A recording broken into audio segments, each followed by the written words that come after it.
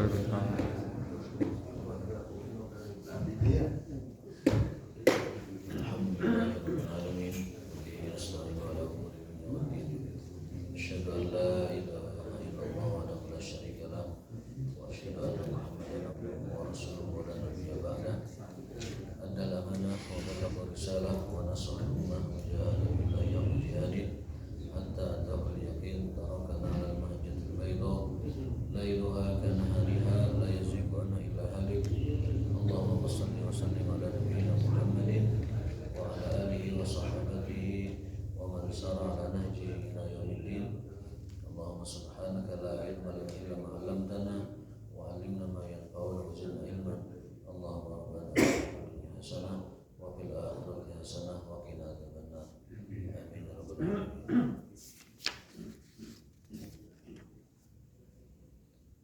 Bapak sekalian jamaah salat subuh yang dimuliakan Allah Subhanahu wa taala, kita akan lanjutkan kajian hadis adab ya, al-adab al-mufrad dari hadis-hadis Imam Bukhari.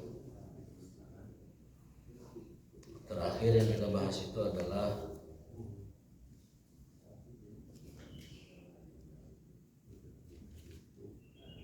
qaulul ma'ruf atau sebelumnya. Oh iya. Bab imatatul adza anit thariq.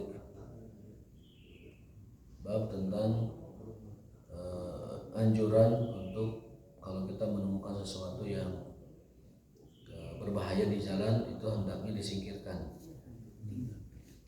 Imatatul adza anit thariq.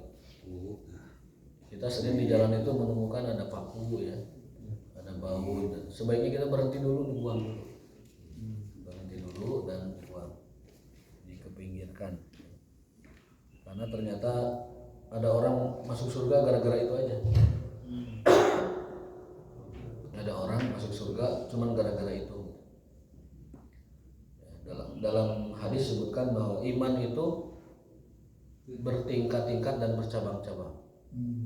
Yang paling tingginya adalah ucapan la ilaha illallah. Yang paling rendahnya adalah membuang duri di jalanan. Iman itu adalah bercabang-cabang, syu'ab. A'laha la ilaha illallah, adnaha imatatul adza anit thariq. Keimanan itu puncaknya adalah la ilaha illallah dan paling dasarnya adalah membuang duri di jalanan. Maka tidak heran jika ada sebuah hadis bahwa seseorang itu ada yang masuk surga tidak punya amalan banyak, tidak punya amalan khusus, tetapi dia kesenangannya itu membuang duri di jalan. Ada paku, ada baut, ada sagopok, artos, gitu ya. Itu diamankan ya, disingkirkan yang sekiranya membuat jalanan itu tidak aman. Para ulama mengkiaskan itu bukan hanya duri, bahkan sampah juga gitu. Karena sampah juga termasuk azab di dalam di jalan. Amitil adza anit thariq. Hadisnya saya bacakan. Bismillahirrahmanirrahim dari Abu Barzah Al-Aslami. Qala qultu ya Rasulullah dullani ala amalin yudkhilunil jannah. Ya Rasulullah, tunjukkan kepadaku suatu amalannya kecil sederhana begitu, yudkhilunil jannah, yang dapat memasukkanku ke dalam surga. Maka beliau menjawab, amitil adza anit thariq, kamu buang duri di jalan, maka kamu akan masuk surga. Jadi kadang sesuatu yang dianggap oleh Allah SWT sebagai sebuah amalan, meskipun itu kecil bagi kita, ternyata itu yang membuat Allah itu memberikan rahmatnya kepada kita dan masuk surga karena itu. Jadi tidak mesti melulu surga itu dengan amal-amal yang besar, dengan sedekah yang besar. Ternyata dengan sekedar kita sedekahkan tenaga kita, mengambil duri di jalan, itu memasukkan kita ke dalam surga. Dan ini sangat masyhur, hadisnya sangat banyak ya, berkenaan dengan orang yang membuang duri di jalan. Itu adalah orang-orang yang termasuk kategori orang-orang yang menunjukkan keimanannya, dan dengan begitu dia dimasukkan ke dalam surga. Itu hadis diriwayatkan juga oleh Imam Muslim. Berikutnya adalah masih tentang membuang duri di jalan.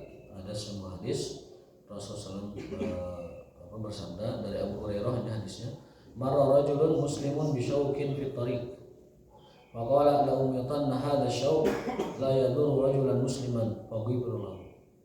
Di hadis lain disebutkan bahwa ada seseorang yang bersumpah bahwa aku akan selalu membuang duri di jalan yang aku lihat sehingga tidak membahayakan siapapun. Apa kata Nabi? Faghfir lahu, maka Allah berikan maghfirah. Apa maghfirah itu? Ampunan. Allah berikan ampunan kepada dia. Jadi dia punya kebiasaan setiap hari kerjaannya itu adalah saya akan membersihkan jalanan dari duri ataupun sesuatu yang tidak mengenakan di jalanan. Dia mengandalkan amal itu meskipun kecil sederhana, tetapi dia itu jadikan ikhlas karena Allah, maka Allah memasukkan orang tersebut dan diampuni dosa-dosanya. Ghufira lahu, diampuni dosa-dosanya. Ini keuntungan atau fadilah orang yang membuang duri di jalan. Satu, diampuni, ghufira. Yang kedua, dakhalal jannah, dimasukkan ke dalam surga. Nah, ini harus jadi motivasi kita. Kadang kita kalau lihat ada terutama paku payung ya yang suka berdiri gitu. Kadang-kadang kita udah lewat, udah jauh gitu. Kalau bisa balik lagi sedikit, buang dulu. Supaya orang lain, sesama manusia, sesama hamba Allah itu tidak terkena durinya yang bisa mencelakakan. Karena apa? Karena kalau kita menolong orang dengan cara menghindarkan duri di jalan, itu setidaknya kita mengurangi orang yang kecelakaan di jalan. Berarti kita menolong jiwa manusia. Kita menolong jiwa manusia, kita menyelamatkan nyawa manusia. Sehingga pantas saja dibalas oleh Allah dengan surga, dan pantas saja Nabi mengatakan orang itu akan diampuni dosa-dosanya. Ini mudah-mudahan yang kecil ini kita bisa praktekkan di kehidupan sehari-hari kita. Berikutnya adalah masih berkenaan dengan imaratul adza. Kenapa para ulama mengatakan bahwa membuang duri di jalan itu tidak hanya duri, termasuk juga sampah. Ini yang membuat mereka mengartikannya ke sana. Hadis dari Abu Dzar radhiyallahu taala anhu, dari Rasulullah SAW, beliau bersabda, uridat alayya a'malu ummati. Kata Nabi, aku pernah diperlihatkan seluruh amal umatku. Jadi Nabi itu pernah diperlihatkan oleh Allah Ta'ala catatan amal semua umatnya. Kan luar biasa ya.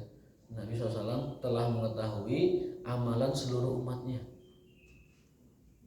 Berarti model-model orang kematian Nabi mengetahui amalan umatnya. Uridat alayya, aku diperlihatkan amal perbuatan umatku, kata Rasulullah SAW. Ini bukan berarti Nabi tahu yang gaib ya. Karena perkara gaib itu hanya Allah yang tahu. Kalaupun ada manusia yang tahu atau malaikat yang tahu, itu karena diberitahu oleh Allah SWT. Apa dalilnya? Dalam Al-Quran Allah berfirman terkait pernyataan Nabi SAW, walau kuntu a'lamul ghaiba lastaksartu minal khairi wa mamassani yasu. Kata Nabi dalam Al-Quran, diabadikan oleh Allah SWT, andaikan aku tahu yang gaib, maka aku akan perbanyak kebaikan dan aku tidak akan ketimpa oleh kesulitan.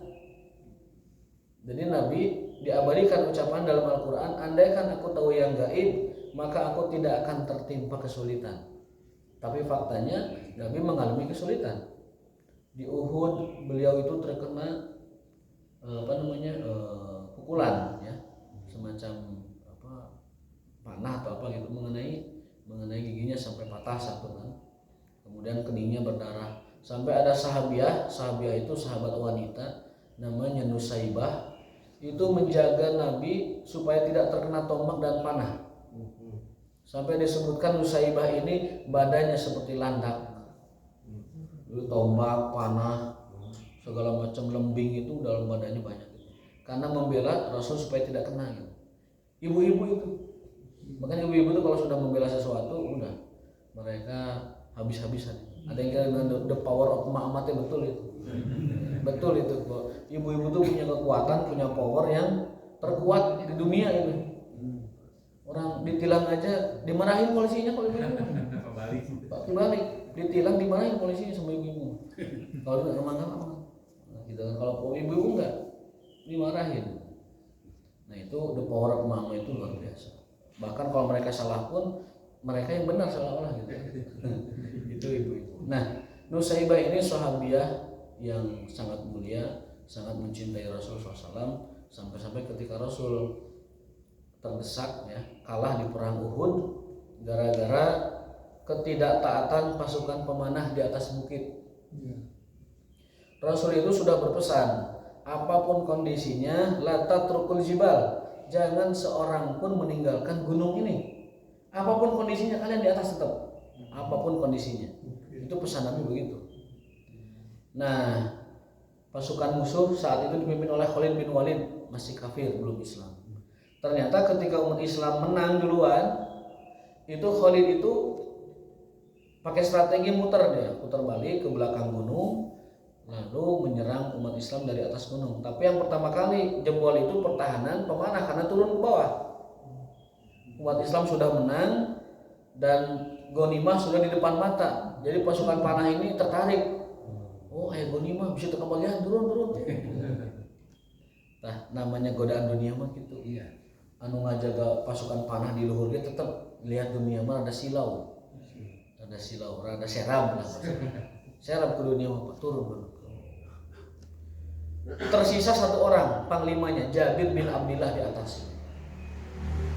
Walhasil Khalid bin Walid dapat melumpuhkan pasukan panah karena tinggal satu orang, kemudian menyerang balik pasukan Islam dan pasukan Islam kalah di situ. Terdesak sampai ke parit-parit, ke ganggang antara gunung, bahkan Nabi pun terpojok sampai diserbu dengan panah dengan tombak.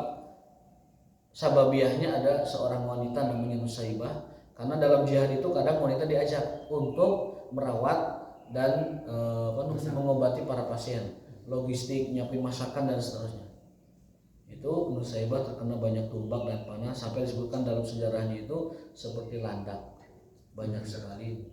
Tapi yang menjadi pelajaran kita adalah bagaimana pengorbanan dan kecintaan sahabiah para sahabat wanita kepada Rasulullah SAW sampai mengorbankan tubuhnya dipanah berpuluh-puluh dan menjaga. Nah, kesimpulannya adalah kalau aku tahu yang gaib, kata Nabi, aku tidak akan tertimpa kesulitan.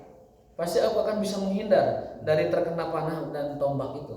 Tapi karena aku tidak tahu yang gaib, maka aku terkena. Itu dalam ayat Al-Qur'anul Karim. Artinya Nabi tahu yang gaib jika itu diberitahu oleh Allah Subhanahu wa taala. Contoh yang kedua, Nabi itu pernah dikasih makan sama orang Yahudi, dibubuhi racun. Nabi makan, di atas nampan itu ada daging kambing bagian lengannya, karena Nabi itu sangat menyukai bagian lengan, zira, paling menyukai, favoritnya itu Nabi itu bagian lengan. Dibubuhi racun oleh Yahudi. Nabi memakan dengan sahabatnya karena diundang kan. Sahabat Nabi wafat karena keracunan. Nabi masih kuat, tidak sempat tidak berubah fisiknya, tapi berpengaruh, tapi tidak sampai membuat beliau itu kesulitan. Akhirnya Nabi mengkisos wanita itu dihukum mati gara-gara sahabat beliau mati gara-gara racun itu. Jadi salah kalau orang mengatakan Nabi itu mengkisos orang wanita Yahudi gara-gara wanita itu ingin mencekai Nabi. Nabi itu mengambil kisos dari wanita itu bukan atas namanya, tapi sahabatnya yang meninggal. Sahabatnya yang meninggal diracun itu. Nah, ketika Nabi menjelang wafatnya usia 63, beliau kan sakit tuh sekitar 2 mingguan. 13 hari beliau sakit. Sehingga imam pun menyuruh Abu Bakar Siddiq untuk memimpin sholat. Itu disebutkan dalam tarikhnya bahwa beliau sempat masih merasakan efek racun yang dibubuhi oleh orang Yahudi tersebut beberapa tahun yang silam. Jadi kadang memang begitu, orang kalau sedang sakit itu sakit-sakit yang dahulu tuh kerasa lagi. Sekarang kita sakit misalkan ya. Itu sakit-sakit yang dulu pernah kita alami kerasa lagi, tiba-tiba pegal di sini tuh kerasa lagi gitu. Di sini pernah uratnya keseleo tuh kerasa lagi gitu. Nah, Nabi ketika menjelang wafatnya setelah demam sekitar belasan hari, Nabi merasakan efek racun itu masih terasa yang dibubuhi oleh orang Yahudi tersebut. Kemudian yang berikutnya kisah ketika Nabi diundang rafat oleh salah satu klan Yahudi. Kemudian orang Yahudi itu telah menyimpan batu besar di atas Nabi SAW. Nabi diundang, kemudian batu itu sudah disiapkan. Kalau Nabi tahu yang gaib nggak akan datang. Tetapi Nabi saat itu diberitahu oleh Jibril bahwa ada orang Yahudi menyimpan batu besar. Kalau kamu tidak bergeser beralih, itu batu akan mengenai kamu. Maka bergeserlah, pergilah. Dan Nabi pun menyelamatkan diri, tidak terkena batu itu. Ini sekali lagi menegaskan bahwa ayat tersebut penegasan bahwa Nabi tidak mengetahui yang gaib, kecuali jika yang gaib itu diberitahu oleh Allah SWT. Begitupun malaikat tidak tahu yang gaib kecuali diberitahu oleh Allah SWT. Al-Arab. Walau kuntu a'lamul ghaiba lastaksartu minal khairi wa mamassani yasu. Andaikan aku tahu yang gaib, maka pasti aku akan perbanyak kebaikan dan pasti aku tidak akan tertimpa musibah apapun. Ya. Kalau aku tahu yang gaib, aku bisa menghindar dari awal. Tapi karena aku tidak tahu yang gaib, musibah turun. Ya. Namun beliau itu senantiasa dijaga oleh Allah SWT. Meskipun terkena musibah sebagai ujian, sebagai cobaan dalam perjuangan, tetapi Allah selalu menyelamatkan beliau sallallahu alaihi wasallam. Nah, di hadis ini beliau bersabda, "Muridat alayya a'malu ummati." Aku diperlihatkan amal perbuatan umatku. Umatku tidak dibuat khusus di ayat ini, berarti semuanya. Aku pernah diperlihatkan amal perbuatan umatku semuanya. Berarti gaib kan, diberitahu oleh Allah, diperlihatkan. Hasanuha wa sayyi'uha. Amalan umatku ini ada yang baiknya, ada yang buruknya. Jadi Nabi dipertontonkan oleh Allah Ta'ala, diperlihatkan oleh Allah Ta'ala amalan umatnya, baik yang baik ataupun yang buruk amalan tersebut. Fawajadtu fi mahasini a'maliha annal adza yumatu 'anil tariq. Dan aku dapati di antara amalan terbaik umatku adalah saat mereka, satu dari umatku ya, membuang duri di jalanan. Ini kan babnya tentang membuang duri di jalan. Hadis pertama bahwa orang yang senantiasa membuang duri di jalan akan dimasukkan ke dalam surga. Yudkhiluni al-jannah. Yang kedua fadilahnya, kalau kita buang duri di jalanan, apa fadilahnya? Ghufira lahu, diampuni dosa-dosanya. Yang ketiga, fadilah ataupun keutamaan kita membuang duri di jalan dalam hadis Sahih Bukhari ini adalah dicatat sebagai amalan terbaik umat Rasulullah SAW. Karena Nabi diperlihatkan.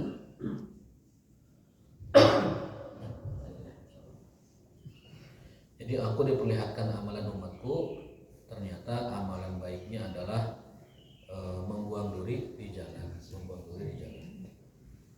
Wa wajadtu fi masawi amaliha an-nakha'ata fil masjid la tunfad.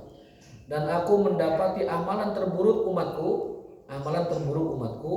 adalah membuang ludah di masjid. Meludah atau dahak atau apalah di masjid. La tudfanu, yang tidak dirapihkan, tidak dikubur kalau bahasa hadis ini. Karena zaman dulu kan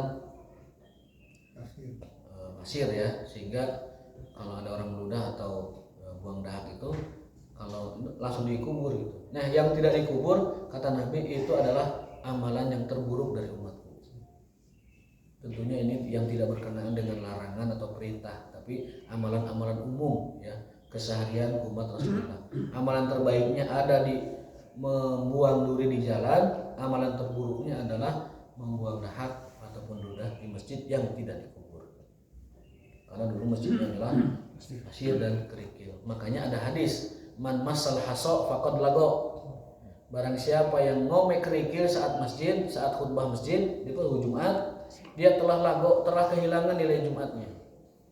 Itu ngome batu, kemudian ngome lain.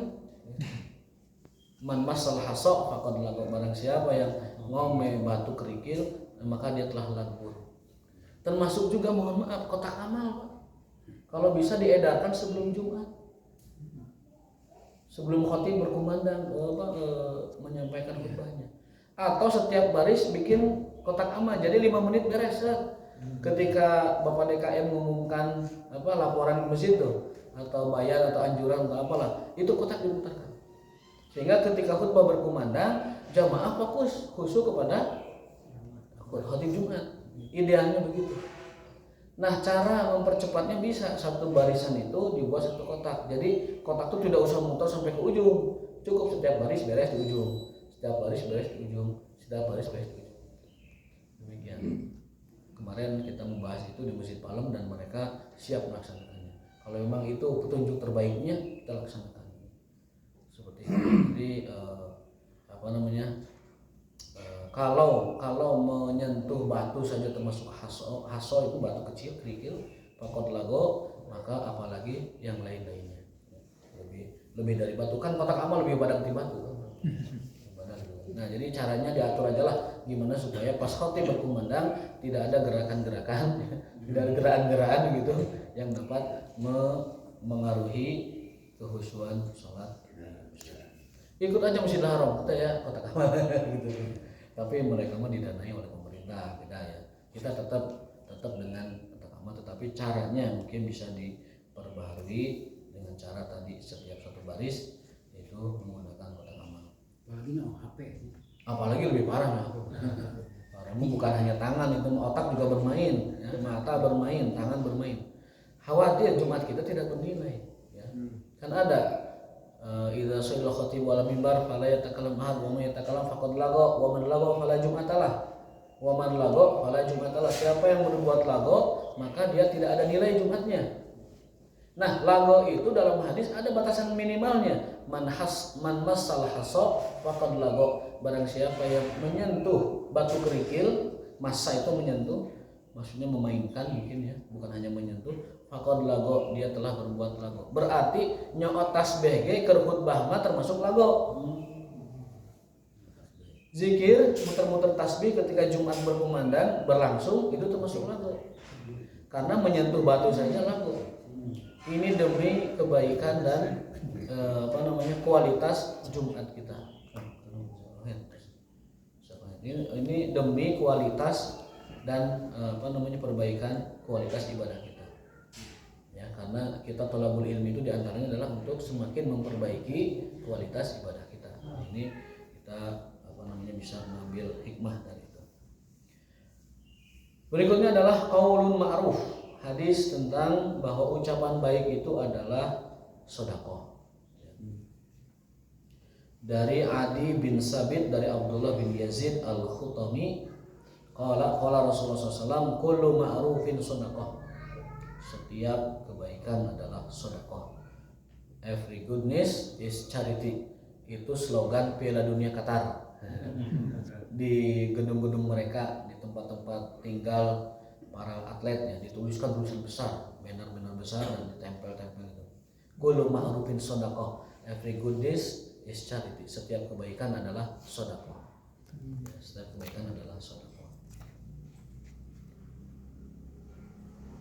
Berikutnya adalah termasuk perkara sepele tapi itu dihitung ma'ruf yang bernilai sedekah besar adalah berbuat baik kepada dulu teman almarhum yang baik. Ini hadis dari Anas bin Malik. Karena Nabi SAW idza utiya bi syai'in yaqulu idhabu ila fulana. Rasul pernah menyuruh Anas bin Malik pembantunya, pergilah kamu ke fulanah, ke bibi fulanah. Fa innaha kanat shadiqatu Khadijah, karena dulu dia teman baik Khadijah, almarhum istrinya. Idhabu bihi ila baiti fulanah, fa innaha kanat tuhibbu Khadijah, karena temannya Khadijah itu sangat baik dan sangat mencintai Khadijah. Di antara perbuatan baik ma'ruf kita kepada almarhum yang sudah meninggal adalah berbuat baik kepada teman-teman baiknya. Dulu sudah kita pelajari ada 4 cara kita berbuat baik kepada almarhum. Mendoakan, kemudian menziarahi, kemudian berbuat baik pada kerabatnya dan berbuat baik kepada teman baiknya. Ya, itu birrul walidain ketika orang tua kita sudah wafat. Ya. Ternyata itu berlaku juga kepada kerabat kita yang sudah wafat. Cara berbuat baik kepada mereka yang sudah meninggal, baik itu istri kita, baik itu keluarga kita, orang tua kita, adalah dengan kita tetap menjaga sifat baik atau sikap baik kepada teman-temannya. Rasul sering mengirim hadiah kepada teman-temannya Khadijah. Ini 2 kali Rasul memerintahkan kepada Anas bin Malik, wahai Anas, kamu pergi ke sana ke Bibi Anu, berikan ini hadiah karena dia teman baik Khadijah. Di kesempatan lain, wahai Anas, pergi ke sana ke Bibi Anu, berikan kepada dia hadiah ini karena dia sangat mencintai Khadijah sewaktu hidupnya. Berarti kita harus tahu teman-teman baik istri kita siapa. Kita mesti tahu teman-teman baik orang tua kita siapa. Kita mesti tahu teman-teman baik kerabat kita siapa. Cara kita memperlakukan almarhum dengan baik adalah dengan memperlakukan baik teman-teman baiknya. Berarti kan harus tahu. Kita kadang cuek-cuek aja siapa teman istri kita nggak tahu. Siapa teman orang tua kita nggak tahu. Padahal itu bagian dari perbuatan baik.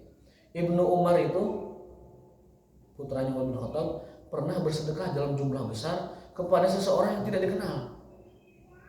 Sampai sahabat itu mengingatkan, wahai Ibnu Umar, Anda memberi ke dia hadiah sebesar ini, gimana ceritanya? Kata Ibnu Umar, dia adalah wudu abi, dia itu teman baik ayahku dulu, katanya gitu. Jadi Ibnu Umar memberikan hadiah yang cukup besar kepada orang yang sahabat lain tidak banyak kenal. Ternyata jawabannya adalah orang ini dulu teman baik ayahku. Nah, jadi di antara birrul walidain yang patut kita laksanakan sesuai dengan pesan Rasul SAW adalah kita berbuat baik kepada orang yang baik kepada orang tua kita. Maka kita harus tahu siapa teman ayah kita, teman ibu kita, teman istri kita, supaya kita tahu kalau mereka sudah pulang duluan kepada Allah SWT, kita berbuat baik kepada mereka.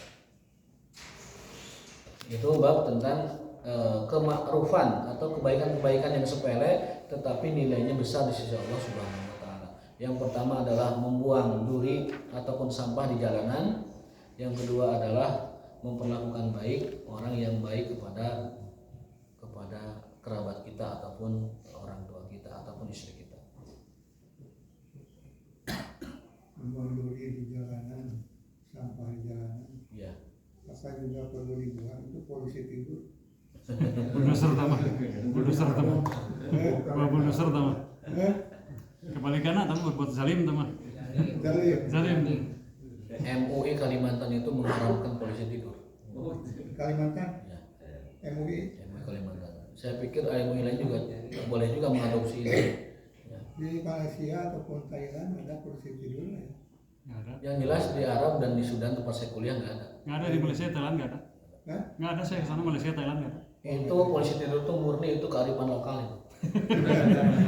Bukan kedungan lokal. Tidak ada polisi tidur. Tapi kalaupun ada, memang karena darurat banget gitu. Dan itu bukan jalanan umum yang orang banyak lewat di situ.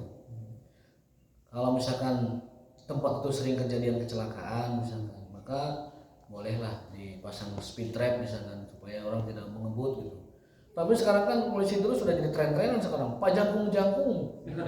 Kadang bukan hanya jangkung, kotak polisi dulu nih. Keseru. Jadi sudah jangkung, ngegesur kendaraan dan membuat orang itu terhambat kendaraannya, bisa mungkin macet juga. Dan kadang bentuknya itu tidak landai gitu, rada kotak gitu, rada kotak. Jadinya kan motor mainan seorang kan nggak keseru kayaknya. Itu termasuk Antum terlibat. apa namanya? Kan ada hadisnya, iya kumbal julus itu rahmat, bahwa kalian jangan sampai mengganggu perjalanan orang.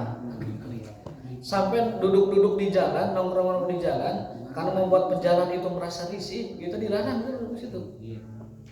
Kecuali memberikan hak jalannya, apa itu? Radus salam, menjawab salam, kemudian bernasihat dalam kebaikan, kemudian menjaga pandangan, itu hak jalanan. Gitu. Jadi sebenarnya jalanan orang itu tidak boleh ada yang menghambat sebenarnya. Iya. Termasuk yang mohon maaf, yang jualan di trotoar ya, membuat orang jalan itu terhambat. Saya khawatir itu jualannya itu bisa jadi subhat itu keuntungannya. Iya. Karena apa? Karena hak orang lain. Bahkan di salah satu masjid di salah satu kota itu mah jalanan orang menuju masjidnya tuh dipakai duduk tempat dia jualan makanan. Jadi orang tuh makannya itu di jalan itu gitu. Orang mau ke masjid itu nggak bisa lewat situ. Coba gimana kalau nggak kita katakan subhat jualannya atau mungkin bisa jadi haram. Karena menghalangi jalanan orang ke masjid karena jalannya dipakai orang tempat makan, dia jualan makanan di situ. Karpetnya dipasang di situ, mejanya dipasang, lesehan di trotoar masjid, bayangkan. Sampai tahun 90-an itu polisi tidur itu belum begitu banyak di Indonesia. Bapak ingat ya, Bapak mau melihat tua-tua ya, tahun 80-an tuh nggak ada apa polisi tidur tuh. Sampai tahun 90-an kira-kira.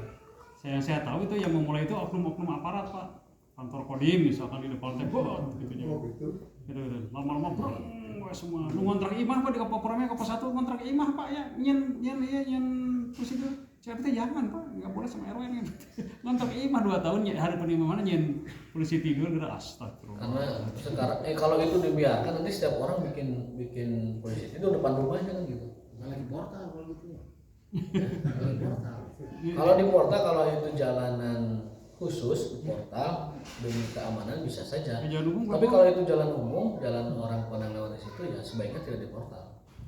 Sebaiknya tidak di portal. Portal parahan. Jadi supaya apa namanya? Supaya orang itu tidak terhambat perjalanan. Jadi tujuannya satu saja, supaya orang itu tidak terhambat perjalanannya. Karena jalan itu punya hak. Jalan itu punya hak. Ya. Apalagi orang yang membuat macet jalanan gara-gara orang jualan di situ. Sampai macet arah ke Cibiru itu kalau di Soekarno-Hatta bypass pinggir jalan itu setelah Al-Islam itu banyak orang jualan di situ. Macet itu kalau di situ karena tadi mobil pada ke sisi, mobil pada parkir buat makan di situ, jalan terhambat. Ini perlu sebenarnya hak-hak umum itu dijelaskan kepada umat. Ya. Al-haqqul am, hak-hak umum itu perlu dijelaskan kepada umat supaya tidak melanggar hak umum. Karena hak umum itu ada dosanya juga kalau kita langgar. Jalanan orang dipakai jualan, jalan orang dipakai buat macet. Yang paling parah kayaknya memang Jawa Barat kan. Saya bolak-balik ke Kalimantan yang Banjarmasin jarang ada lihat polisi tidur. Ya karena sudah diharamkan sama MUI-nya mungkin. Mungkin ya. Jawa Barat paling parah mah. Enggak Jawa Barat jalan nggak sebutut kan masih kayak polisi tidur kan. Yang selamatkan haji berarti udah surhat duluan ya. Selamatan haji asal dia kesepakatan dengan pihak yang mengelola jalan itu sehingga ada alternatif, orang Harus ada alternatif. bisa jalan melalui jalan lain yang tidak menyusahkan. Kalau menutup sampai orang tidak bisa jalan ya zalim. Zalim nggak bisa. Termasuk mohon maaf sholat Idul Fitri yang di jalan-jalan besar itu sampai menghalangi orang jalan itu tidak mencirikan Islam rahmatan lil alamin. Iya betul. Saya pernah mengejar jadwal khutbah di daerah Cimahi itu, jalannya itu tertutup gitu. Sampai ada orang juga mau lewat situ, ada kebutuhan, dia tidak bisa lewat. Mungkin non muslim sepertinya. Dia mengatakan beragama aja ngerepotin orang. Iya betul. Ibadah aja ngerepotin orang katanya. Sampai begitu ucapannya. Saya dalam hati ada benarnya juga, meskipun itu menyakiti kita gitu ya. Cuma dalam hati ada benarnya juga ucapan itu dalam batas tertentu. Ibadah aja ngerepotin orang katanya. Nah ini perlu diedukasi kepada umat tentang yang namanya hak-hak umum yang tidak boleh dilanggar oleh individu-individu. Itu masuknya nizamul aturan umum yang dikembalikan kepada kemaslahatan sesama masyarakat begitu.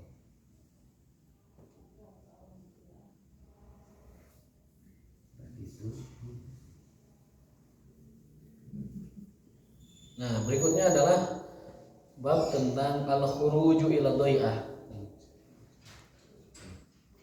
Enggak tahu ini di Imam Bukhari memasukkannya kepada al-khuruj ila dhai'ah. Jadi kita ini dianjurkan untuk sering keluar melihat pepohonan, kebun-kebunan begitu. Ini Rasul ini dan sahabatnya sering keluar lingkungan melihat kebun kurma gitu, pohon-pohon kurma dan sebagainya. Dari bulan jadi ibu mah. Touring mungkin bahasa sekarangnya touring, bahasa sekarangnya healing itu melihat alam semesta. Ini hadis saya bacakan. Sampai ada kejadian yang cukup ada menghibur lah, tapi pada akhirnya ada pelajarannya. Ini hadis dari Ummi Musa. Sami'tu Aliyan, maksudnya aku mendengar Ali bin Abi Thalib shalawatullah alaihi, semoga Allah memberikan keberkahan dan rahmat kepada beliau. Yaqulu, Ali meriwayatkan bin Abi Thalib amara Nabi SAW, Nabi memerintahkan Abdullah bin Mas'ud an yas'ada sajaratan. Karena sahabat dan Nabi itu punya kegemaran keluar lingkungan untuk melihat kebun-kebunan, pohon-pohonan gitu. Suatu hari Rasul itu menyuruh Abdullah bin Mas'ud, Ibnu Mas'ud untuk naik pohon. An yas'ada sajaratan fayatiyahu minha bisyai, untuk ngambil buahnya. Fanazara ashabu ila saqi Abdillah. Orang-orang melihat bitisna Ibnu Mas'ud teh ipis. Begang tulangnya teh ya kurus gitu, kecil gitu. Fadhahiku min khumusyati saqaihi. Orang-orang pada ketawa melihat betis Ibnu Mas'ud yang kecil. Jadi orangnya kurus, kecil, makanya Nabi suruh naik, nuburan udah digebruk gitu. Ibnu Mas'ud naik, kamu ambil itu, petik itu buah kurma. Ibnu Mas'ud naik. Nah ketika naik, betis nanti kelihatan sama orang disengserikan, Pak. Tinggal di betisna. Betisna leutik cenah. Kecil betis. Ibnu Mas'ud itu ulama sahabat, termasuk orang yang banyak menerima ilmu dari Rasulullah. Di Irak beliau dikenal sebagai mazhab ahli ra'i, yang nanti diikuti oleh Abu Hanifah sebagai mazhab yang berpondasikan kepada logika dan ra'i. Itu guru besarnya Ibnu Mas'ud itu. Abu Hanifah itu guru besarnya Ibnu Mas'ud. Maksudnya Abu Hanifah berguru kepada Ibnu Mas'ud dalam fikihnya. Maka di Madinah itu ada Ibnu Abbas, itu ulamanya Haramain, dan di Irak ada Ibnu Mas'ud, ulama besarnya itu dua. Tapi Ibnu Mas'ud ketika belum jadi seperti ulama besar yang dikirimkan ke Irak tadi, sudah jadi ulama, cuman belum sebesar dia sebagai guru besarnya ilmu di daerah Irak. Itu naik pohon, disuruh Nabi naik pohon, karena kurusnya diketawain sama orang-orang. Faqala sallallahu ma tadhakun, kenapa kalian ketawakan Ibnu Mas'ud? Kunaon disengseurekeun gitu. Lari jilu Abdillah, demi Allah, sesungguhnya bitisna si Ibnu Mas'ud ieu lamun ditimbang jeung gunung Uhud berakena bitisna. Menghibur. Nabi menghibur Ibnu Mas'ud, demi Allah, kalau bitisna Ibnu Mas'ud anu kalian sengseurekeun eta ditimbang jeung gunung Uhud, padilahna leuwih keneh hade bitisna Ibnu Mas'ud. Masyaallah. Nah, itu Nabi sering menghibur begitu. Pernah ada ini kisah juga ramai juga ini, lumayan. Sahabatnya lagi makan di nampan bareng itu ngumpul. Aya nu hitut, Pak. Lagi makan teh anu hitut prek. Ngumpul. Tah sahabatnya patuduh-tuduh, oh mana nu hitut jeung mana jeung mana. Patuduh-tuduh. Biasa kan supaya tidak tertuduh dia kan. Nah, Rasul itu hikmah. Apa kata beliau? Man massa, barang siapa yang tadi makan daging onta wudu. Jadi nu hitu teh teu kapendak sampai ayeuna teu kapendak misalnya. Wudu sadayana. Gitu ya. Itulah para ulama beda pendapat apakah hukum makan daging onta itu membatalkan wudu atau tidak. Kalau daging yang lain tidak batal, tapi khusus onta itu ada hadis barang siapa yang makan daging onta itu batal wudunya. Tapi basis ceritanya tadi gitu. Sehingga ulama itu beda pendapat, ada yang mengatakan batal sehingga dia wudu lagi, ada yang mengatakan tidak batal. Karena maksud Nabi mengatakan itu teh untuk menjaga perasaan sahabatnya supaya yang kentut tidak tertuduh. Gitu. Wudu sorangan ketinggalan nih, tak etan gitu. Maka Nabi mengatakan man akala, barang siapa yang memakan daging onta tadi falyatawaddo, wudu. Nah sahabat semuanya kan makan daging itu kan, makan daging itu semuanya wudu. Itu bagaimana Nabi menjaga perasaan salah satu sahabat. Tidak boleh ada yang tersakiti, tertuduh gara-gara teman-temannya mengira tasiyah nu hitut mah ya. Makan wudu, makan Nabi semuanya wudu, yang tadi makan semuanya wudu. Itu betapa bijaknya Rasulullah SAW. Dan ini Ibnu Mas'ud juga sama, ketika diketawain oleh teman-temannya. Yang namanya manusia itu pergaulan begitu, walaupun semuanya orang soleh, ningali nu bitisna sagede biting mah tetep ningserikeun anggar gitu. Nah itu kan sahabat, yang ketawakan sahabat. Tinggal di betisnya cenah sagede kieu gitu, gede culun. Kata Nabi, "Mah tadhakun, kenapa kalian ketawakan dia? Itu kakinya, betisnya kalau ditimbang dengan gunung Uhud masih berat keneh betisna Ibnu Mas'ud." Keutamaannya di sisi Allah Subhanahu wa taala. Ya memang jelas betul kan orang beriman itu lebih berharga dari apapun. Bahkan dalam hadis nyawa orang beriman itu lebih berharga dari Ka'bah sekalipun. Meninggalnya, terbunuhnya satu orang beriman bagi Allah lebih berat ketimbang hancurnya Ka'bah. Izhabu ruhil mu'min itulah ahwanu lebih ringan di sisi Allah min hadmil Ka'bah, dari kehancuran Ka'bah. Jadi kalau kita boleh katakan Ka'bah dengan nyawa orang beriman lebih berharga orang beriman. Gitu. Runtuhnya Ka'bah itu ringan bagi Allah, tapi terbunuhnya orang beriman itu sangat berat di sisi Allah Subhanahu wa taala.